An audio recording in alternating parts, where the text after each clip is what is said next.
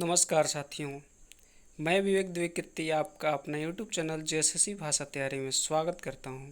साथियों, मैं अब इस चैनल के माध्यम से अब आप सबों के साथ नागपुरी भाषा पर पकड़ बनाने की पूरी कोशिश करेंगे। ये प्लेटफॉर्म उन सभी अभ्यर्थियों के लिए सटीक मददगार साबित होगी जो वर्तमान में जेएसएससी की टॉप वैकेंसी सचिवालय की तैयारी में दिलो जान से लगे हुए हैं। अगर आप ग्रेजुएट हैं तो मैं समझता हूं कि आपको ये एहसास दिलाने की ज़रूरत नहीं है कि कंपटीशन कितनी टफ होने वाली है। इसी के मद्देनज़र मैं नागपुरी भाषा पर कमांड बनाने हेतु एक छोटा सा प्रयास आपके साथ यूट्यूब चैनल के माध्यम से कर रहा हूं। अगर आप सभी बंधुओं का सपोर्ट रहा तो इससे संबंधित quiz, test, best learning, tricky material इसी चैनल पर टू द पॉइंट उपलब्ध कराए जाएंगे। चूँकि आज नागपुरी भाषा के इंट्रोडक्टरी क्लास स्टार्ट कर रहे हैं तो चलिए स्टार्ट करते हैं इसके बारे में कुछ सम फैक्ट्स और कुछ इसके बारे में कुछ जानकारियाँ। आप लोग को मालूम ही होगा कि झारखंड की स्थापना 15 नवंबर 2000 ईस्वी को हुई है, जो बिरसा मुंडा के जन्म दिवस के अवसर पर मनाया जाता है और इसकी राजकीय भाषा हिंदी है। झारखंड की द्वितीय राजकीय भाषा का दर्जा 2018 में उर्दू, संथाली, मुंडारी, हो, खड़िया, कुरमाली, खोटा, उड़िया और साथ साथ में नागपुरी को भी दिया गया। बिहारी राजभाषा झारखंड संशोधन अध्यादेश के तहत गया, मगही, भोजपुरी, मैथिली और अंगिका भाषाओं को जोड़ा गया। याद रखने वाली बात है कि इसमें द्वितीय राजकीय भाषा में टोटल 16 भाषाओं को दर्जा दिया गया है। नागपुरी भाषा के विस्तार के बारे में हम अब अध्ययन करते हैं कि नागपुरी या सादरी झारखंड, बिहार, छत्तीसगढ़ और उड़ीसा राज्य में बोली जाने वाली एक हिंद आर्य भाषा है और इसे हिंदी की उपभाषा भी माना जाता है। अगर आपको याद होगा झारखंड की चौहद्दी, तो उसमें से उत्तर प्रदेश और वेस्ट बंगाल को सिर्फ हटा दीजिए तो उन सभी राज्यों में नागपुरी को बोला जाता है। नाग जाति या नाग वंश के शासन स्थापित होने पर इसकी राजभाषा नागपुरी छोटा नागपुर झारखंड में सर्वमान्य हुई। यह सदानों की मातृभाषा है। नागपुरी को सदान के अतिरिक्त मुंडा, खड़िया, उरांव आदि की यह संपर्क भाषा होकर यह सर्वसाधारण बोली अब हो गई है। नागपुरी के पूर्व नाम सदानी, सदरी या सादरी, गंवारी भी प्रचलित रहे हैं, चूँकि अब ये लास्टली नागपुरी नाम पर स्टॉप हुआ है। याद रखिएगा कि इसका पूर्व नाम सदानी, सदरी, सादरी और गंवारी भी पहले था। 2011 की जनगणना के अनुसार अगर बात की जाए तो भारत के बिहार, झारखंड, छत्तीसगढ़, उड़ीसा यानी कि झारखंड की चौहद्दी में उत्तर प्रदेश और वेस्ट बंगाल को छोड़कर उन सभी राज्यों में कुल 50 लाख लोगों की यह मातृभाषा है। नागपुरी रांची विश्वविद्यालय और झारखंड के अन्य विश्वविद्यालयों में भी पढ़ाया जाता है। कई सदरी पत्रिकाओं ने भारत के विभिन्न हिस्सों सहित रांची, शिलोंग और पश्चिम बंगाल के तराई क्षेत्रों में प्रकाशित किया है। अब चलिए जान लेते हैं कि नागपुरी का नामकरण किस तरह से हुआ। तो इस संबंध में कई इतिहासकारों का मानना है कि सदानी शब्द की उत्पत्ति निषद शब्द से हुई है।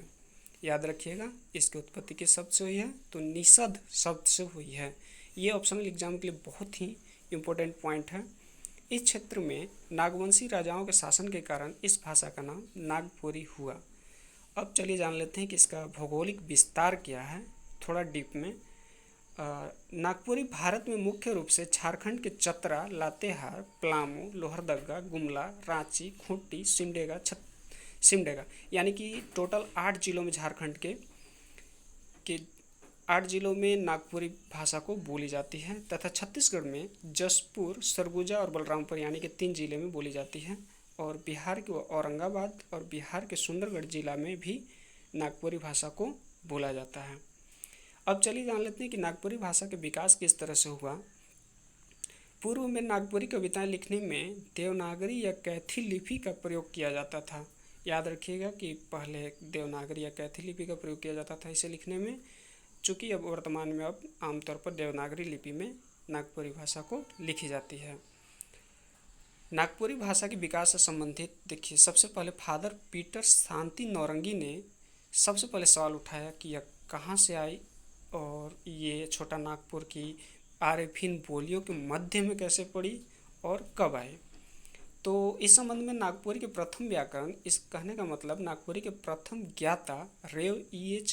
व्हिटली ने नागपुरी का संबंध किसी और बोली से नहीं बतलाया। दूसरी ओर नागपुरी के दूसरे समर्थ व्याकरण रेव कोनराड बुकाउट ने नागपुरी को मगही, भोजपुरी, छत्तीसगढ़ी तैयारी से मिलती जुलती बताया। फिर भी ये इनसे भिन्न भाषा है जो छोटा नागपुर के अरण्यों और पहाड़ियों के बीच बसे गांव में स्वतंत्रता पूर्वक बनी और विकसित हुई। इसमें ध्यान देने वाली बात है कि ये दोनों व्याकरण यानी कि नागपुरी के ज्ञाता E.H. Whitley and Rev Konrad Buckout का नाम याद रखना बहुत ही जरूरी है, क्योंकि ऑप्शनल एग्जाम में ये बहुत ही महत्वपूर्ण हो जाता है। क्योंकि पूछा जा सकता है कि नागपुरी के प्रथम व्याकरण कौन थे, या ये इस तरह से भी क्वेश्चन पूछा जा सकता है कि इनमें से कौन से व्याकरण नागपुरी भाषा से संबंधित हैं। तो इसे याद रखना बहुत ही जरूरी है। और इसके अलावा फादर नारंगी ने भी यह स्वीकार किया कि यह कहना कठिन है कि नागपुरिया सदानी यानी कि नागपुरी भाषा किस प्राचीन अथवा मध्य किसी अपभ्रंश बोली का वर्तमान रूप है।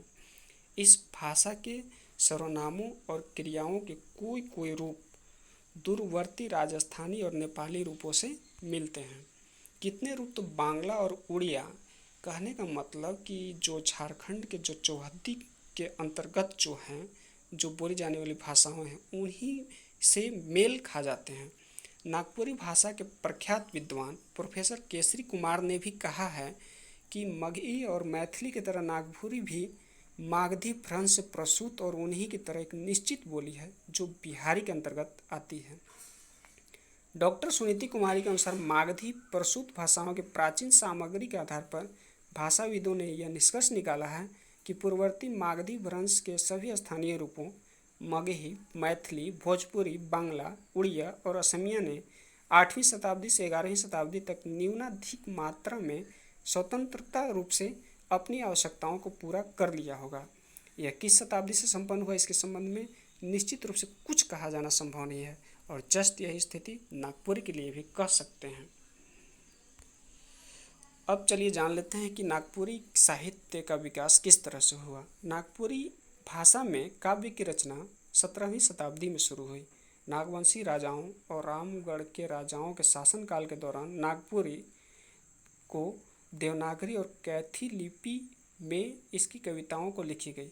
नागवंशी राजाओं में से कई राजा कवि, लेखक और रचना भी कर रहे हैं। नागवंशी राजा रघुनाथ शाह एक कवि और रामगढ़ के राजा दलेल सिंह एक रचनाकार थे। याद रखिएगा इसमें कि नागवंशी राजा रघुनाथ सिंह एक कवि और रामगढ़ के राजा दलेल सिंह एक रचनाकार थे। इन दोनों का नाम रखना बहुत ही जरूरी है इसके ऑप्शनल एग्जाम के मद्देनज़र।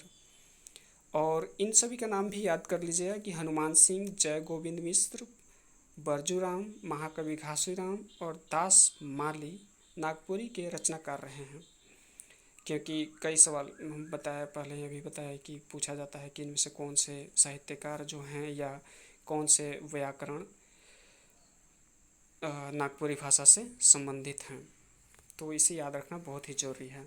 और इसमें से एक महत्वपूर्ण पॉइंट है कि बेनीराम मेहता द्वारा लिखित नागवंशावली एक ऐतिहासिक कृति है। तो इसमें यह भी क्वेश्चन पूछा जा सकता है कि नागवंशावली जो है किसकी ऐतिहासिक कृति है, तो आपको बताना होगा कि यह बेनीराम मेहता द्वारा लिखित है। तो चलिए दोस्तों, अब इसका अगला वीडियो बहुत ही जल्द आपके यूट्यूब चैनल JSSC भाषा तैयारी पर अपलोड होंगे। अगर आप लोग का सपोर्ट रहा, और सपोर्ट के रूप में आपको पता होगा कि लाइक, कमेंट एंड शेयर करना होगा, चूँकि आप लोग सब्सक्राइब तो कर ही लिए होंगे शुरू में, इसलिए धन्यवाद।